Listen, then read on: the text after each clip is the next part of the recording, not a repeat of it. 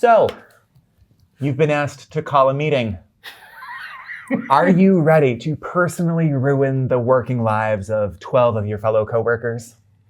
Unless you actually know how to run a meeting, which, let's be honest, most of us don't. We don't go to meeting school. So I think we're going to do meeting school. Right. Because academia, it trains us to write a dissertation, to do research, to teach well, not write agendas.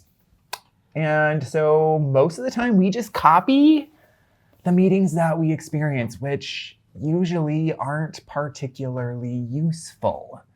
Can you tell I'm a little passionate about this one? I can. Which I've heard this, we've had this conversation before, but this explains why most meetings feel like punishment. And we often ask ourselves, why am I in this meeting? And do we have to go? Do we have to go is always the question. And so I know if you're just starting out, you feel like you have to go to every meeting. And I understand why. I'm a full professor. I feel like I ask this question often and answer it with no, quite often. Absolutely not. But I love a well-run meeting because then I leave. If I leave feeling like we've done what we came here to do and we are better off, that's a worthwhile meeting. That's a rarity, though. So today we're going to talk about ways to fix meetings. If you have to pull one together, we're not going to be able to fix all of it. We're not going to get too wild. It's a 20 to 30 minute podcast. We can't, there's limitations. We're understanding what we can and cannot do, right? But at least give some level of a framework for deciding if you even need a meeting. And if you do, how to make it less miserable for everyone involved. So, spoiler, sometimes the best meeting is the one you don't call. Truth. Because you don't have to. You don't have to. I'm Nick. I'm an associate professor of elementary literacy education. Sorry, meetings. Ugh. Even just talking about them makes me forget who I am. Nick, associate professor, elementary literacy education, K6 here at UNL. Guy Trainin. And while I'm in the innovative learning technologies, often I feel like the last 10 years of my life have been a PhD in meetings and more meetings. So I'm happy to hear your thoughts about how we make this better. So many meetings. So let's get started. All right.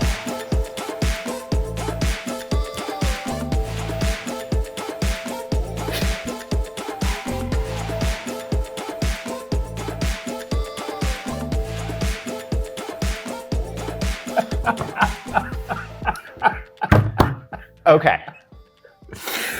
This is getting wild. All right. That's not getting wild, Guy. I know. Gosh, sometimes you're just so straight. I am. It's the second. Second mention in two episodes, man. Yes. It's coming through. All right. So, big first question that anyone should ask themselves is, do you actually need this meeting? So, Guy, talk to me about, as a avid meeting goer, as well as a meeting avoider, yes, how do you decide when a meeting is necessary versus when it's superfluous? Well, I think that there are a few things that really come to the fore, but really for me, the most important thing is this informational or is this actually something we need to work on? And so if it's just information that you want to spread around, there are lots of ways to do that are a lot more efficient than calling everybody together and then talking at them for 45 minutes or an hour or sometimes an hour and a half. I'm looking at my watch thinking about what's going to happen today. And so, no offense, just saying. No offense. Run a good meeting. Yes. So, are there action items? Is there a clear agenda of things we want to move forward? How does it connect to previous meeting? Because you have to stop thinking about each meeting as its own isolated thing and start thinking about how do we develop an agenda over time does it really matter? Is it going to make a difference? Or are we going to, at the end of this meeting, go back to our offices and do what we've always done? And if that happens, which is complain, then maybe, yes, maybe about the meeting. But that's not where we want to be. So we've got to have an alternative to the meeting. And we have to think about it because often we say, this could have been an email. Here's the one thing I do say about email is too many people don't open their email. And there's got to be a way to communicate that better. But yes, that is true. So if there isn't, sorry. So much emotion. Sorry. When I run a meeting, I run a very tight meeting. He does. I interrupt people if they deviate from what we're trying to do on the agenda because I need to move them forward. And there's a couple of reasons for that. One, because if I am just sharing information, I often think about the cost of that meeting. So when I'm thinking about an hour-long meeting, I am thinking about the fact that every person in that room has an hourly rate based upon their salary. And the work that we do in that meeting has to be worth that much money. And that stresses me out. That is part of the reason why I do try to make sure I'm running a meeting that actually gets something done by the end of it. Because that's a lot of money. And as someone who works at a public institution that's funded partially by taxpayer dollars, fewer and fewer of them, but still taxpayer dollars, I want to make sure that I'm using my colleagues' time in as effective a way as possible. And that's something that I don't know gets considered very often. We often think about the emotional cost of it, but the financial cost, the productivity cost is huge. And it's not just the hour you called the meeting. It's also at least an hour around that. Oh, yeah. It's half an hour getting there, getting situated, getting everything, everybody going back. I mean, we can become more effective, but there's garbage time around that. Oh, yeah. Well, there's research out there that talks about it's never just the hour. Yes. For every hour you're in a bad meeting, it's an additional hour, sometimes longer, for people to come back down from that bad meeting. So not only is it costing everyone in that meeting the hour that they were actually in it, but it's time afterward as they contemplate what was just said. Did this really just happen? What are we talking about? Et cetera, et cetera, et cetera. So it's always this time sink, and you want to be aware of that, right? And the other thing that we haven't talked about, but I think is really important is, am I calling the right people to the meeting? Because we have some designated groups, but there is that notion of, are these the right people to be here? Am I calling people who will then look at each other? I've done a lot of professional development for literacy, and I've had the music teacher and the physical education teacher looking at each other and saying, should we really be here? And the answer for me is probably not. And maybe yes, but I have to make it relevant to you. So if you're calling the meeting, you got to think about who's really useful in this meeting, who has to be there, and decide from there. And that's a really important question, right? Because there's Metcalfe's law, right? And he's inventor of the Ethernet, et cetera, et cetera. And so within this law, essentially he's saying that every person you add to a network expands that network, expands the layers of communication that need to happen, the complexity of it. And academics, man, we love complexity. We love it when it's complicated. Well, it's really complicated. And sometimes it's too complicated. Like, who actually has stakes in that meeting? That's who should be there. Anyone who's just there because their information might be fun? No, absolutely not. Because that Metcalfe's law is saying that the more people you add, the more superfluous people that you add, the less effective your network actually is. Yes. Like, the less viable. I love that network notion. is. So I, for example, just recently wanted to call a meeting that I did not get to call because I don't make all the calls in my life, apparently. And it was above my pay grade. And this is the inverse of that. And that is because we weren't able to get all the important to that issue, people around the table, I had to run in between people and give the same information to 7 people. That was highly inefficient. Yeah. And that was not a good way. So there are moments where you need a meeting. And that should have been a meeting, right? Yes, that should have been a meeting. Like that and should not 700 emails. Yep. That's an example of an issue that should have been a meeting. So there's that. But if you're just sharing information, that should be in some kind of knowledge base, whether that's a Teams folder, a loop, or what have you. Yes. Because chances are people are going to need that information again. And another big time waster is people trying to find the information that they know they heard in one of those meetings, but they're never going to go back and look at the minutes. Yeah. Right? So like we want to be thinking that through. So your next piece, and I got to give credit where credit is due.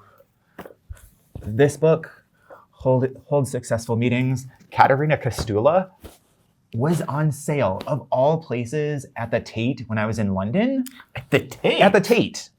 Weird, right? But I was like, it is contemporary art. I mean, look at that cover. It is pretty nice. And it's one of the books that I have found to be really, really helpful in terms of helping me think through some structures for meetings. And I continue to use them. And so when you're thinking about what kind of meeting are you having, if you're pulling people together and they are just listening, that's probably not the meeting you want to have. If it's sharing information, figure out a different system. It might not be an email. It might be a knowledge-based document that you're sharing with everyone. It might be, what have you. So what Kostula talks about are 4 Ds, and I appreciate this immensely. Define, where you're looking at a problem and you're trying to figure out what the actual problem is. Like, if you already know what the problem is, don't call the meeting around that. Yeah. Like, you already know what the problem is, then you're going to move on to something else, right? If you're defining something, you're taking something ambiguous and you're working on core ideas around what's actually happening, right? Developing, if you're developing, that's the second D, you're working on solutions to whatever the problem is that you're working through. Deciding, you're making a decision about how you're moving forward, and then actual doing. So it's define, develop, decide, do. And you'll notice that in every agenda I send out, I have discuss, decide, do, and then what we're actually doing with that, because it focuses the energy in the room. And oftentimes, a terrible meeting is either trying to do everything all at once. Or none of them at all. And I want to add 2 things to that thinking. Not having read, now wanting to read that book, thank you very much.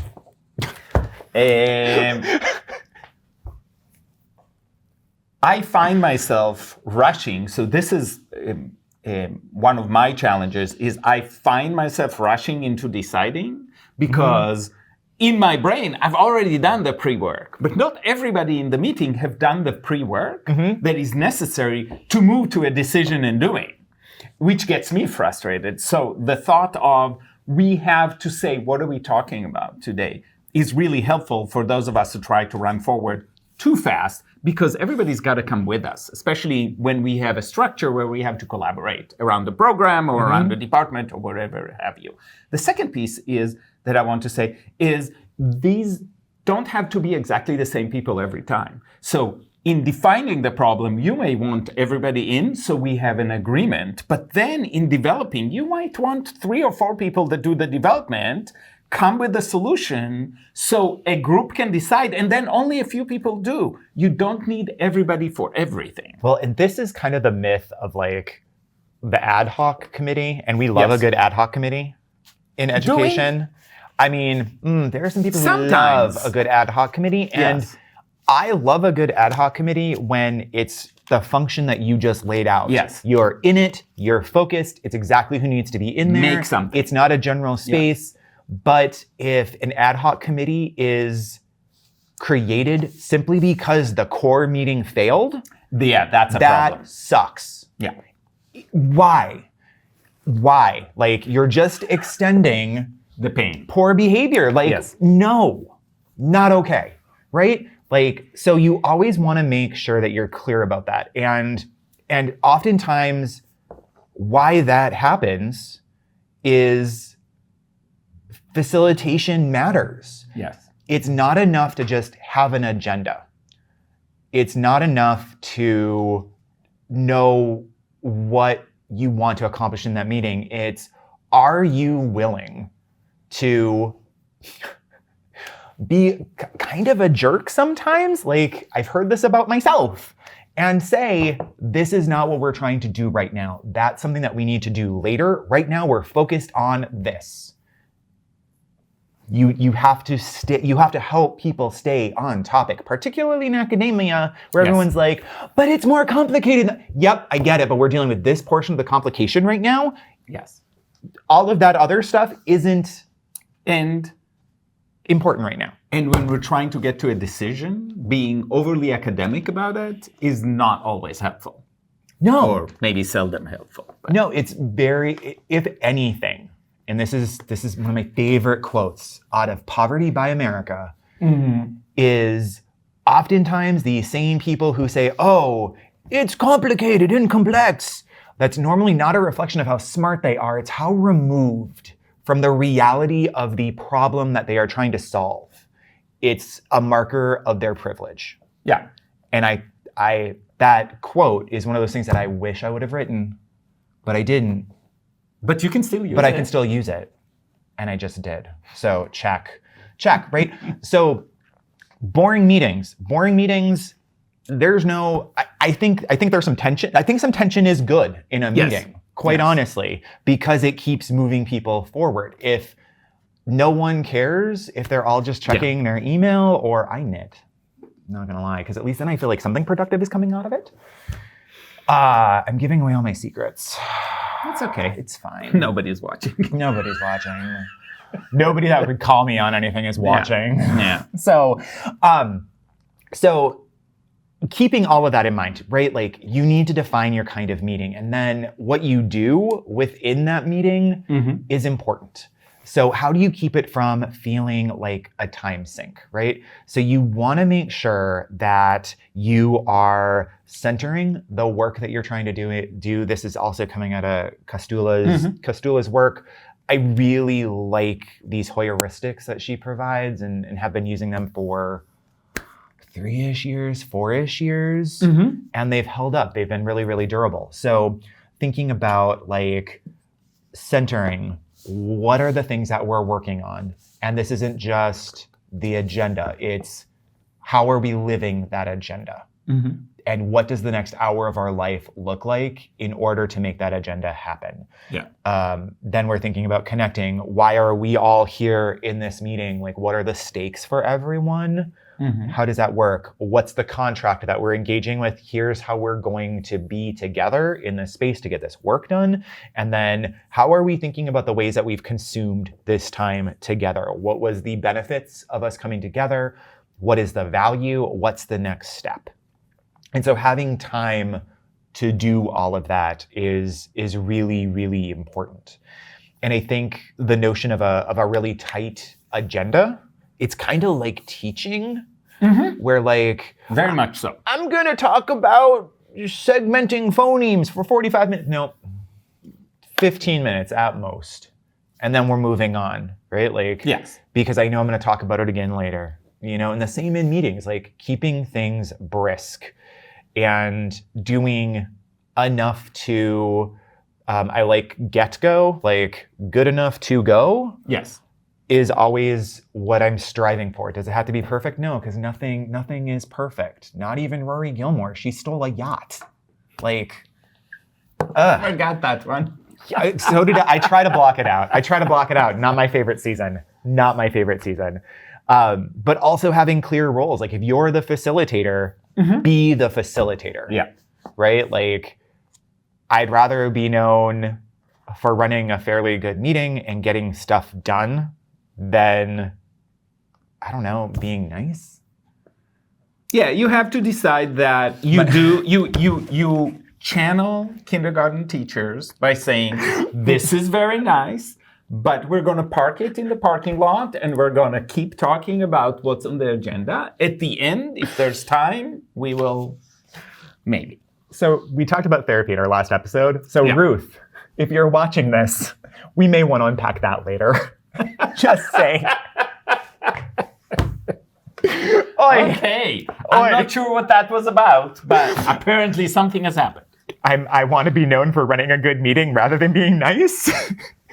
I mean, feels on brand, but might be something we want to. Maybe this is why I'm single. Oof. Anyway. Okay, are you running your relationships like meetings? I mean, I kind of do like when you look, we can talk about the perils of Yes, dating in middle age later, because I think there's some other stuff that you want to build some rituals around your meetings. Like here's other ways that you can keep your meetings from being a time sink, just endless hole of like checking email, right? You want to be thinking about weekly or monthly in my case with the big meeting that I run is for the LED program. About every 2 weeks in between meetings, because they're monthly, I do a review of kind of where I'm at, where we're going, what my goals are in terms of programmatically moving things forward, and what's been working, what's not been working, where are the spaces of friction going to be, and what are my responses to that friction going to be. So reviewing how that is all working and adjusting appropriately is really, really important, because they just don't happen. Like a meeting just doesn't happen. It's like teaching. You have to somewhat plan for it, right? Like it's how that works.